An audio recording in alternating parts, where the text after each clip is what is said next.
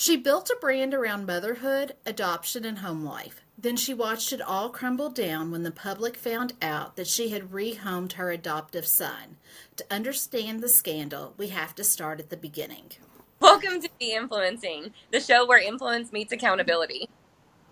From influencers to YouTubers to reality TV stars, pastors, athletes, coaches, actors, celebrities, if they've got a platform, we're asking if they've used it responsibly. We're not here to cancel. We're here for honest conversation about accountability, growth, and when grace is deserved. Some of the people we cover are problematic, some have reformed, and some are just messy in ways we all recognize. We're Ashley and Stephanie. This is De-Influencing. Let's get to it. Hi, Ashley. It's our first podcast. Oh, I'm so excited. The first one. I am too. I'm so excited. And when we decided to record, we were like, we're going to put our makeup on, we're going to do all this stuff. And then it's the middle of a heat wave for both of us. We're like, a little bit of makeup here. We're good. Let's go. I know. I show up every day on TikTok, no makeup, my hair not done. I want to show up decent for this. And yesterday it was 100 degrees. And it's like, of course. So this is the first time I've worn makeup in a week. Well, thank you. You look great too. So yes, we're fighting the heat.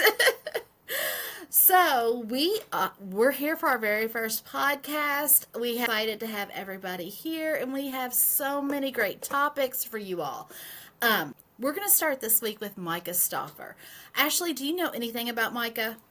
No, so I really haven't heard. She's not like anywhere on my social media. I think I saw something pop up on like a TikTok gossip page, and so I kind of went down like a small rabbit hole, but I really don't know much about her. I mean, maybe that she adopted a child and maybe doesn't anymore, but that's kind of like the extent of what I know. So I'm kind of excited to hear more about her and what's going on. Yeah, she's sort of one of those that started early on YouTube. She was Okay. never really on TikTok. She was more YouTube, Instagram, and she's one that was actually pretty much successfully canceled. We're going to learn that her husband still has a platform, so I think it's very relevant to what we're talking about. But yeah, she is one that actually was successfully canceled, I would say.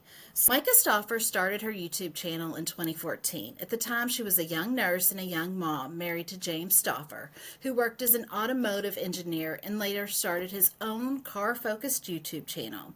They also had a family channel called The Stauffer Life. So her early content was typical mommy vlogger stuff, pregnancy updates, what's in my diaper bag, meal planning and budgeting, day in the life of a mom videos. Her aesthetic was clean, soft, and relatable. She wasn't flashy, and she felt like a regular suburban mom just trying to keep it all together, and that's what made her so appealing. She started gaining traction with videos about her fitness journey and parenting tips, especially around natural birth, sleep training, and clean eating. By 2016 to 2017, she had developed a loyal following. Her YouTube, Instagram, and blog all grew steadily, and so did the Stauffer family. When they started vlogging, Myka had a daughter from a previous relationship and a daughter with James. Then they had two sons whose births were covered on their family YouTube channel. In 2016, Myka shared that she and James were planning to adopt a child from China. Their decision was documented in detail. They posted updates about the paperwork, the home study, and even made videos about the adoption cost and how they were preparing emotionally. They talked about the ever-changing laws surrounding international adoption, and they even mentioned that they were considering adopting another child from Uganda or Ethiopia once their first adoption went through. So they're advocates for adoption. Yes, Okay. they were advocates for adoption. In essence, Myka began monetizing their family's adoption story long before the adoption ever occurred. So she was already, before the adoption happened, she was already monetizing that content. She was talking about how they went about it, what they were doing to prepare, all of that stuff. So it became a big topic of her blog, of her vlog, and her content. Her viewers followed along for every step of the process. She framed the decision as a faith-based calling. The adoption journey became central to her brand. Many of her most viewed videos during this time were focused on the topic, as she produced 27 videos about their adoption journey, including a 13-part series of adoption updates, answering questions, and sharing her emotions along the way. In many of her videos, Myka would promote a fundraiser that was being organized for Huxley's needs. It was for a 1,000-piece puzzle, and each time someone donated $5, a new piece would be unlocked. Once all the puzzle pieces had been unlocked, it was a giant photo of Huxley that Myka revealed to the world. In addition to unlocking puzzle pieces, each donor was to have their name written inside of Huxley's baby book. Okay, so let's. I was trying to watch your face while I was reading that because I knew what was going to happen. So this Myka, yes, adopted a son from China. Yes, and she had she went and made a puzzle, essentially, a 1,000-piece puzzle, which is. That's what I do. Like, I love puzzles, but I'll do 1,000 pieces. Takes me a couple days. So she got a 1,000-piece puzzle, and then pay $5 per piece. $5, and it unlocked one. So if someone paid $5, it unlocked a puzzle piece. So it made his whole face. So are you kidding me? Way to exploit your kid, but like that's ridiculous. Wow. But they also get to have their name written in his baby book. Who gives a crap about? No, he don't even know these people. Could you imagine? Like, just think if I'm an adult now and my mom was like, "Oh yeah, I had these people pay $5 to write their name in your baby book." I'd have been. I guess. Did you save my money? Is it in my college fund? Is it for me when I'm older? Like, that's a lot. That's $5,000. And she said it was for Huxley's needs. And at this time, they didn't specify what Huxley's needs were. So they just said that he had these needs. And they didn't even get this puzzle. They just got to see this puzzle being put together. And people paid it. And we're talking about her making the puzzle and charging people. But let's think about the people that paid the $5 to get a puzzle piece. Now, some of them probably were like, well, let me support your adoption journey. Like, if it was a friend or something, I would donate $5. But I don't know if I would donate $5 for a puzzle piece, because to me, you know how I feel about that. You know, that part's a little weird. But I would donate to an adoption fundraiser. But at the same time, we're talking about people online who don't know this family, who are just followers, who are paying $5 to unlock a piece of this puzzle. And I'm all for keeping your kids off the internet. You know, I've always kind of been that way. But it's just kind of, that's weird and sad, I think, at the same time. I agree. I knew when I was reading it, I was trying to watch your face because I knew what reaction you were going to have. Like, wait, she made this puzzle piece and people donated. She really? Like, you can make puzzles off of Amazon or whatever, $20 of your own. And then she went and had people buy a puzzle piece so they could write their name in a book. Yes. People think that. That's just, but you're right. I'm all for supporting adoption. Like, hey, give me a GoFundMe. You're trying to, adopt a child. I'm all there for it. But there's other ways to do that besides exploiting them and like she did. I don't like that. Myka told Parade magazine that they weren't originally open to adopting a child with special needs, but after they had been told that Huxley had a brain tumor and brain damage, she said that God had softened their hearts and they became open to almost every special needs in the book. In October of 2017, Myka and James Stauffer flew to China to bring home their newly adopted son, Huxley. He was a toddler around 2.5 years old at the time, with special needs including an autism diagnosis.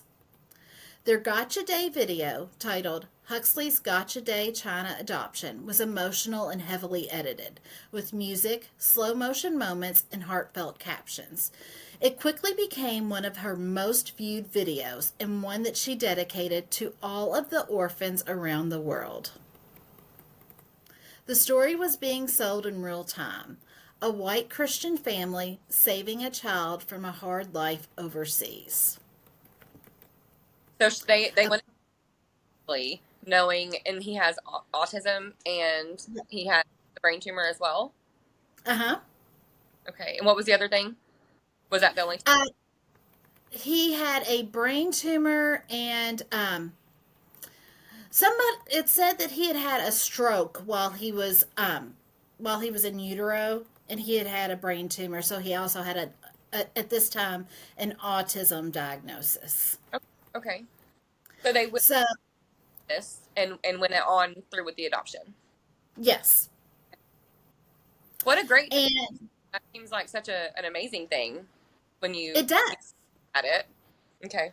So, when you look at it like that. But also the way that they edited it was they were this perfect Christian family, and they were yeah. going over there to adopt this child, and it was like here she is, this perfect influencer mom, and she's just opening her heart to the special needs adoption, and that's how they sold their story. Okay. And it was a dramatic emotional journey that just kept their viewers hooked. That's how it went down. Well, it just almost seems like, I mean, I guess a lot of people adopt and it's not exploited all over the internet. But behind that carefully crafted narrative, there were subtle signs, even in those early videos, that they weren't as idyllic as they appeared. Almost immediately after Huxley's arrival, Myka's adoption content exploded in popularity, with her YouTube subscribers doubling from October 2017 to October 2018. Oh, wow. She made content that contained updates on his development, how he was bonding with family members, day in the life with Huxley vlogs, how we're adjusting to life with a special needs child videos, questions and answers about adoption challenges, sponsored content wrapped around her story as an adoptive mom. And she even created a dedicated playlist on her channel just for Huxley-related videos, and began writing articles about her experience adopting a child with special needs for parenting blogs and magazines. In an article she wrote for Parade magazine, she revealed that Huxley's special needs file had been inaccurate, and he was diagnosed as having a stroke in utero, level 3 autism, and a sensory processing disorder. She wrote, "He is a great kid, and his condition doesn't involve that much overall care. All you need is a big heart and practice patience every day. It's a different kind of patience." I mean, I would agree. I understand it is a different type of patience, but, I had a son who had brain cancer when he was 7 months old. And, for up until he passed away a little after his first birthday, like just being so much involved with just, a sick child, it is a lot. You have to have a lot of patience to, but it sounds like she made that her whole personality. Like I didn't ever post. Like we barely took pictures. I mean, thankfully, our parents at the time took pictures, but like you don't. I just don't know how they have time to like you just video everything and edit it out. That's just she sounds like she made it her whole personality. And that's what I think happened. And yes, I'm looking at this now a little bit harder, with a little bit more of a sarcastic tone, because I know where this is going. Right. But even at the time, if somebody was posting all of this about their special needs child, like today I saw a post about a child and his cancer journey, and how these parents are traveling around and getting him sworn into all of these different law enforcement agencies, and he's been sworn in to over 1,000 different law enforcement agencies now, because that's his goal, because he's only supposed to have had 6 months to live, and now he's been alive for several years. There was a part of me that was like, how much of that is the child and how much of that is the parent seeking attention? And that's the cynical part of me that's occurred because of people like this, and other people that we have seen in the past. And you do wonder, if when you have a sick child, how do you have the time for that? How do you make that your whole personality? I mean, speaking from experience, I didn't have time to take a shower. Like you have people telling you, like, let me hold your kid, let me do this while you go, but you don't have time to, like, constantly. That's just, from my experience, that was never a thing. You don't have time for it. Speaking from experience, these people really, they see that illness and children who are sick and who have disabilities, it sells more. I feel like it gets more attention, like you see on the TikTok all the time. Like, they are exploiting a lot of kids with autism and Down syndrome, and I feel like they just see now that, oh, this sells, this makes views, this gets money, and they're seeing that money in their pocket and they don't know how to stop. And it sounds I like think that's what they're doing at this point.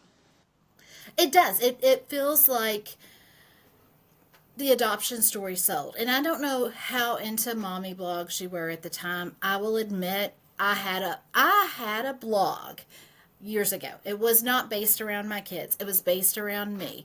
There would be times when I would talk about my kids, but it was in essence of, we're going on vacation, we're going to do this, we're going to do that. And I have said at that time, I did post pictures of my kids. I didn't know better. I know better now. But we're talking 2008, 2009 when I did this. We know different. But at the time when those mommy blogs were so popular, that's when a lot of people started with their adoption stories, and those blogs were the ones that just skyrocketed. Like, But those were the big blogs. So, and it's still a hot topic now. yeah, yeah, you're right. It is. Oh, sadly, it is. Micah created content based on Huxley's developmental deficits and the interventions he was receiving. It was emotional storytelling that translated directly into brand growth and ad revenue. Her follower count soared and brands took notice. She partnered with major companies in the parenting space, baby products, cleaning products, even family tech devices, all while positioning herself as an advocate for international adoption. But with all this content came a deeper question from critics and casual viewers alike. Was Huxley being turned into content or treated like a child? And I think that's the question you and I are both having as we're Right. talking about this. Did they say how old Huxley is when she adopted him? 2.5 years old. Okay. So, yeah.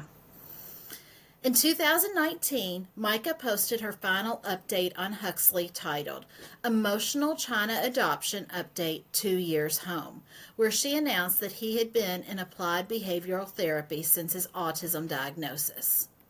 So at this point, he would be 4.5. So they adopted him at 2.5. Now he's 4.5. After this update, he appeared in a few more photos on Instagram and YouTube, but some viewers began to notice that Huxley wasn't appearing as much. Comments started popping up. Where's Huxley? Why don't we see updates anymore? Is everything okay with the adoption? Eventually, fans realized that Myka was deleting comments asking about him. Some of the videos featuring Huxley were quietly made private or taken down. Some fans even started Instagram accounts like Justice for Huxley or Myka Stauffer Fan in an effort to get Myka to address their concerns over where Huxley was and how he was doing. Intense speculation grew that Huxley had been adopted for a second time. Myka began to focus more on her home, fashion, and her biological children again. At the same time, she was posting vague captions and stories about emotional hardship, how her house was full of stress, and even said she was dealing with a situation she couldn't speak on. On Mother's Day of 2020, Myka wrote that it was one of the hardest holidays she had ever had. And then on May 26, 2020, almost 3 years after Myka and James had brought Huxley home, they uploaded a YouTube video titled An Update on Our Family. The thumbnail was somber, both of them sitting on a couch, visibly emotional with the word heartbroken in the caption.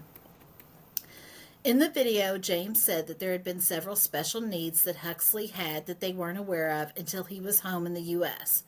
Myka said that after multiple evaluations, as well as consulting with doctors, therapists, and other professionals, they had made the decision to place Huxley with another family as they were not equipped to meet their son's medical needs. He is thriving. He is very happy. He is doing really well, James said, insisting they hadn't made the choice lightly. Myka added, "We never wanted to be in this position. We've never wanted to be here. We've tried our best." They called the new family a perfect match and said Huxley had wanted this, language that sparked immediate outrage. They insisted the decision was made for Huxley's emotional well-being and that they will always love Huxley. They said that they had stayed silent until this point and hadn't shared 99% of their struggles to their YouTube channel to give Huxley privacy and for legal reasons. In a comment left on the video, Myka said multiple scary things happened inside the home towards our other children. Super annoying because whenever you, like when you start having kids, there's always a chance that they could have, they need more medical help than you may, a normal healthy person. And it really bothers me that they adopted Huxley already knowing there was some medical issues that needed to be further looked into because, let's be honest, you're adopting him and probably, I'm guessing it's from not a great place. Maybe they don't have the best medical to actually know what all is going on, but ahead of time that you're adopting this child. He has medical issues that you're going to have to take care of. And you already know that he has two. The two that they already know are very serious. So I don't feel like they didn't take it. They did that child wrong. I think the part that bothers me the most is they said that this is what Huxley wanted. I think that's what just... No, that's what they wanted. And that child can't make that decision. Because he's, 5 at this point? Yeah. Attorneys for the Stauffer family, Thomas Taneff and Taylor Sayers, said in a statement to BuzzFeed that Huxley had not been placed in the foster system, but instead the Stauffers had hand-selected a family who was equipped to handle Huxley's needs. The backlash was immediate and intense, causing an international uproar. That they had used Huxley for content and profit, then discarded him when things got difficult. That they had violated his privacy repeatedly, posting details of his medical conditions, meltdown, and therapy sessions for views. That rehoming a child like a pet was inhumane and unethical. One Redditor even posted, "I can't imagine this being an option. Like, imagine sitting down with your husband to discuss your kid that has so many needs and even uttering the words, 'Maybe we should return him.'"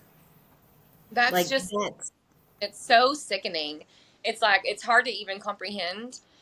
And I'm still not past the part where you adopted this boy knowing there were medical issues that you needed to take care of. And they were not, the kid's got a brain tumor. That's not some short medical, that's a long-term medical issues that you need to constantly be.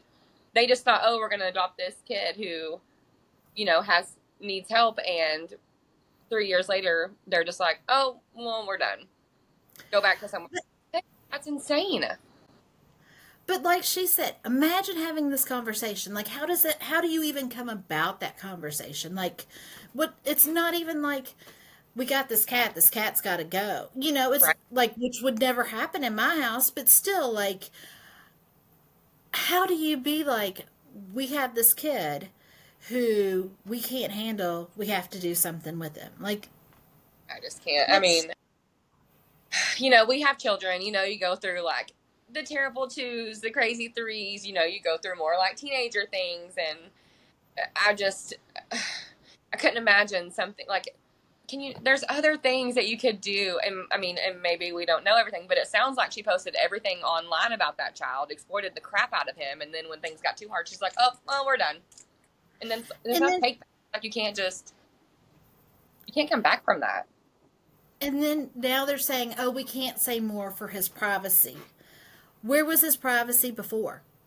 Exactly. And that's everyone's issue. When they start, like, it's not just her. It's like these TikTokers, these Instagram, the YouTubers who exploit their kids. And when they get called out for it, they're like, oh yeah, well we're just gonna, and they start covering like when they get called out for it, when they start covering things like when they're eating, they'll put stuff over their face or, and it's like, yesterday you didn't do that, so why are you Yeah. starting now? You got called out on it, and you know you're wrong. So Avery Woods over Father's Day posted a picture of her kids, and she did cover the kids' faces, and people were talking about how the kids' faces have been out here forever, and she's just now covering their faces. And I'm hoping, from my point of view, that she's seeing the backlash, everything that's happened. We know her best friend was Emily Kaiser, so I'm hoping some of that's playing into why she's decided to start protecting her kids, because she's one of them that has really, really, really, used her child in content a lot, And they and late to stop exploiting your kids. You know, they will still get older. You don't have to show their faces. Like even if you stop now, like that's still a good thing. You know, you can always stop exploiting your kids. How long has it been since you stopped posting them? Just the Father's Day weekend? Father's Day weekend. Okay. So, and we've talked about other creators like Bonnie Lee Talks.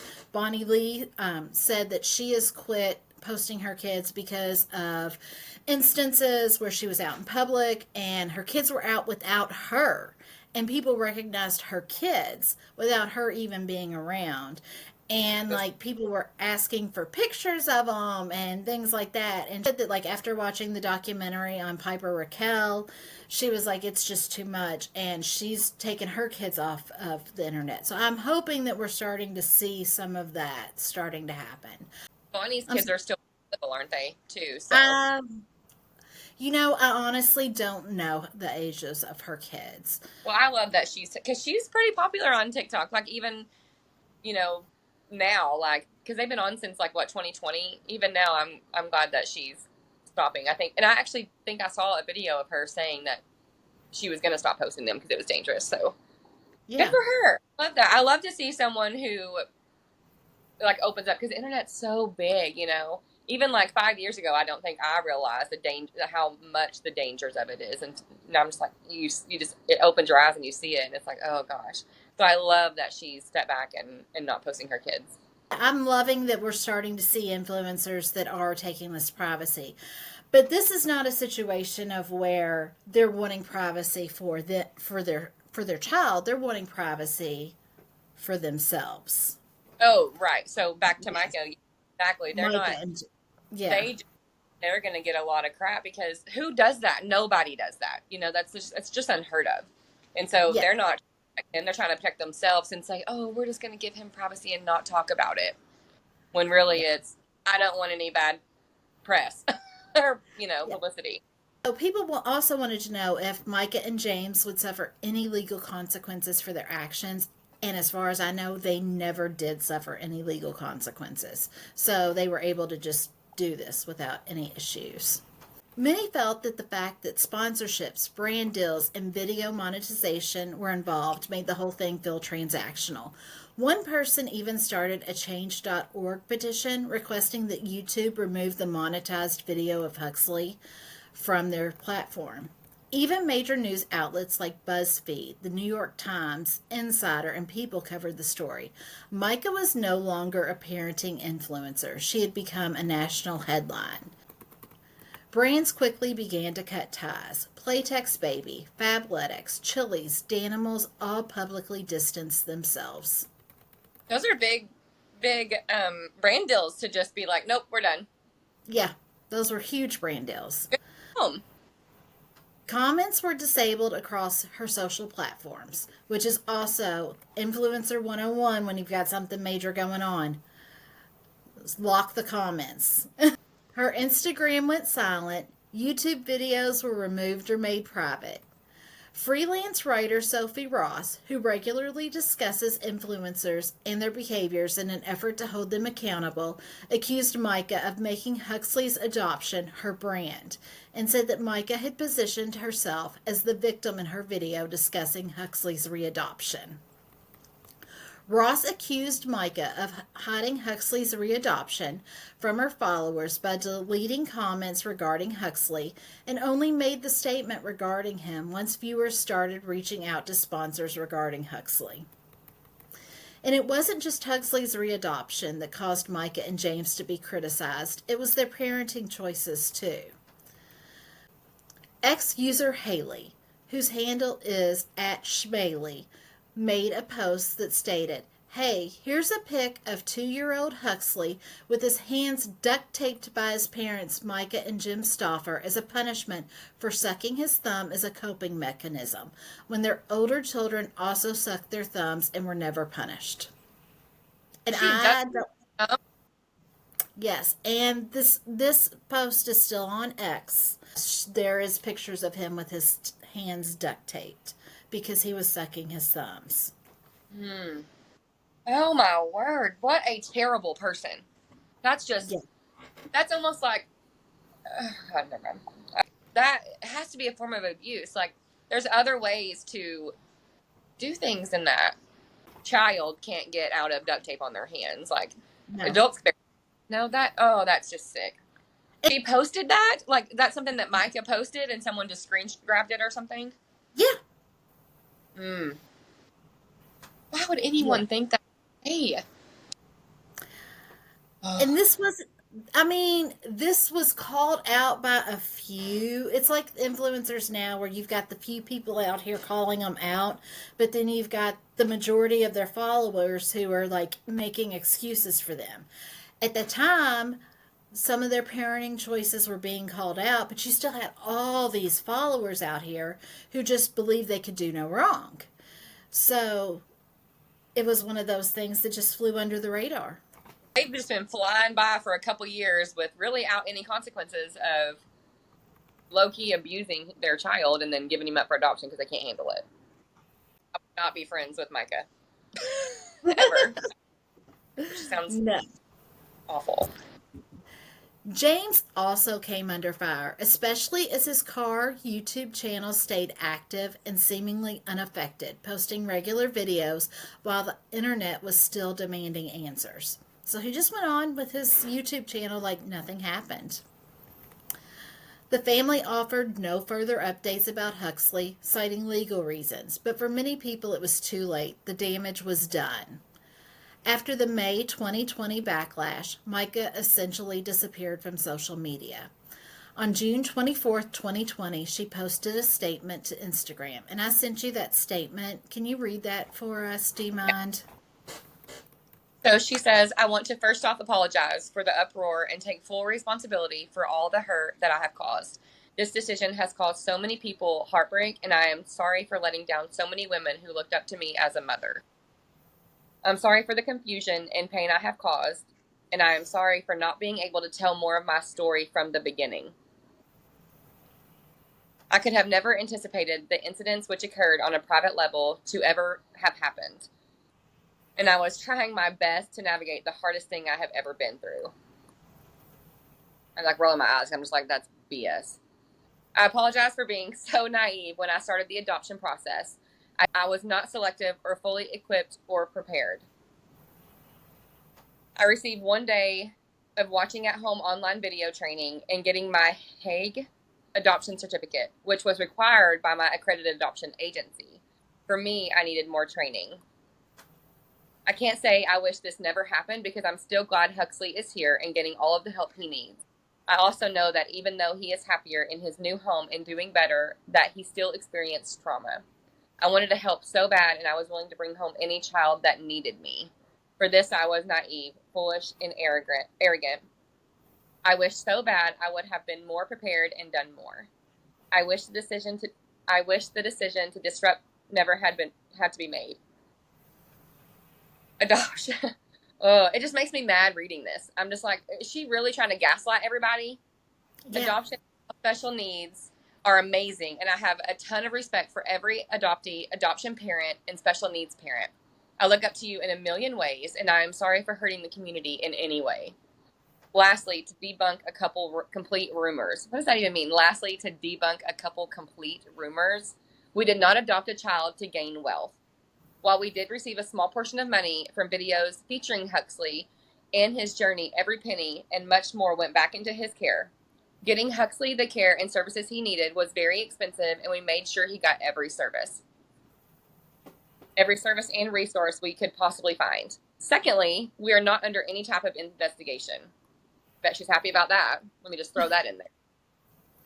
I hope to share more from my side of the story soon. And lastly, she said lastly 2 times already. And lastly, I'm so sorry for letting you down. I also want to mention that moms need a safe space to ask for help when they are struggling. No questions asked. We love Huxley and know that this was the right decision for him and his future. Praying that Huxley only has the best future in the entire world. So I'm hoping to share more of my side of the story soon. That that was all her statement. Sorry. I'm just looking back. Like, I also wanted to mention that moms need a safe space to ask for help when they are struggling. No questions asked. No, that's not how. I mean, yes, I understand that moms need a safe place to like go to people and be like, "Hey, this is what I'm going through." But that doesn't mean that it don't come with consequences of your actions and what you did. And I also think that, I have a few thoughts on the statement too, but I also think that there are influencers like her who come off as this perfect mom, who make moms who are struggling feel like they're wrong for struggling. Like, she made it appear that she could handle it all. I think if she had been more upfront and honest with her audience about what was going on, people would have been understanding. Oh, for And sure. maybe they wouldn't have had to have rehomed him, but seeing how this played out, I have to agree it probably was, in the end, seeing how they treated him, the best thing for him to be with a family who wouldn't just give him up for adoption a second time. But Right. the way she said, my heart was open to any child that needed me, that to me sounds like I was willing to take any child just to adopt a child. That's what it sounded like to me. Yeah, it sounded to me like I am willing to take any child that needed me. Sounds like I am willing to take any child so I can get like attention. Like she was seeking attention and like all this, praise. It's almost like when you do a good deed, it's great, but if you blast it all over the internet, like, is it really a good deed or you want attention for that? It seems like that's what she did here. And it wasn't like, I'm adopting to make you a part of my family and I'm adopting you and taking you in as a child. I'm not connecting with you on a child level. I'm taking you in because you need me. It just, I don't know, it just set weird with me. Like, oh, I'll just take any. It's almost like when you go to the store and it's like, you don't have it in that color, I'll just take any color you've got. It's almost that lackadaisical. And you just. Well, honestly, what pisses me off is she says, I apologize for being so naive when I started the adoption process. I was not selective or fully equipped or prepared. And then she blames it on the adoption company, saying, I received 1 day of watching at-home online video training and getting my Hague adoption certificate, which was required by my accredited adoption agency. But then she says, for me, I needed more training. If It's just, she already has children, right? Yes. And being a mother of a, special needs child, you have to, like, you kind of, yeah, you need to like know a little bit, but that just, you learn as you go. It's not something that anyone can teach you. Every child's different. You don't really, you can't compare them to anybody else. So you learn as you go. And just for me, I needed more training. What the hell does that even mean? More training as mean the more years you spend with that child learning about his medical, like, it drives me crazy. But yet, while she was in this adoption journey, while she had him, she was positioning herself as someone who was an advocate for this and knew everything. She even created videos and monetized videos on That her training in the journey. that was So, when you first started telling me all of this. At the very first of it, you were like, said that they showed videos of their whole process. And then even after they had him, they were like day in the life and, oh, it's so great. It's so perfect. And you can't go from, oh, everything's perfect to he's gone. Like it yeah. just doesn't work that way. And you can't just skip a whole chapter. It was right to get her canceled because this whole thing is just, that's not a parent. like you can't do that. I truly think that she was seeking some kind of attention, and she seen what adoption gets view wise, and that's why she did this. Yeah. I hate her statement, by the way. I didn't already say that. I'm hoping to hear more of my side of the story soon. I mean, and she's probably not said one word about it since, huh? That was the last time that Myka posted on her public Instagram account. Her personal YouTube channel and the family's YouTube channel have both been deleted. So Myka has public, no family accounts anymore. But you said There's James. He has an account and he's continued to post to his car repair YouTube channel. It saw a drop in views, but it's remained active. And right now, it has 1.3 million subscribers. And he has his own line of cleaning products called Fox Clean. So the husband, the dad in this situation, still has 1.3 million subscribers and his own line of cleaning products. Myka and the kids do not appear in any of his videos, but he will occasionally reference his family during his videos. So he's just keeping it strictly about his like projects and stuff. It's no family. It's no nothing. It's No, just. But I bet no, that's to keep it to where people. I mean, he has a big follower, but to keep it to where people don't really know that side of the family. You know. exactly. Some sources suggest that Myka returned to focusing on her home life and family. There have been a few minor sightings online, like Pinterest boards under her name or an unverified Instagram post here or there, but nothing official. So, where is Huxley now? This part remains private, and honestly, it should. While no official update has ever been released, we do know Myka and James claim he was placed with a new family that had experience with special needs children, and we have been told that he has since been renamed. It's probably the only closure the public will or should get. So, what is the takeaway about the Myka Stauffer story? Is it about a mom who made a heartbreaking choice, or an influencer who turned a vulnerable child into a brand and then cut ties when it didn't fit the aesthetic? I mean, that's exactly seems to me what happened because I am thankful that Huxley's off social media. He can do his own thing, but it's just traumatizing. You go from rehoming your first adoption to getting rehomed again and a name change, and he doesn't know these people. Like it's just that makes my heart break for him because that's going to be tough already. Not counting what he already has that he's going through. Yeah, the story shows the dark side of like that online parenthood monetized content and why kids shouldn't be involved in monetized content. Like a lot of like Amazon won't let you have kids in your videos and stuff for the influencer page, but we're not just talking about like brand deals like that. I'm talking about in their everyday, day to day life. Like, this is a perfect example of why that shouldn't be involved because I feel like that monetized content really affected parenting decisions in this case. Well, and one thing that I kind of wanted to add to is for her to say, "I'm still glad that we brought him over here," and she's almost saying like he he had a better life because of us. But she don't know that. Anybody could have adopted him that same day she did, or the Yeah. next day. Would have been way better and not had to be rehomed. Like I hate that she said that because it's almost like she's just what's the word I'm looking for? I just feel like she's like, oh, we were better for him. Even though Yes. this is really bad, we're still better. And it's like, no. Like, have you asked him if he's still glad? Which, you know, I don't Exactly. know.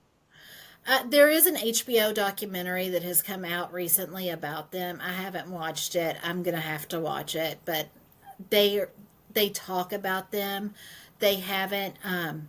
They didn't. They weren't involved in the making of it, but their story is talked about in the HBO documentary. So it's one maybe we can cover later on or something. We can Yeah. do a watch of the documentary. I'm So gonna go back and watch it now because I'm just like, really? This lady really did this? Like her and her husband really did this. That's just tops the cake for me.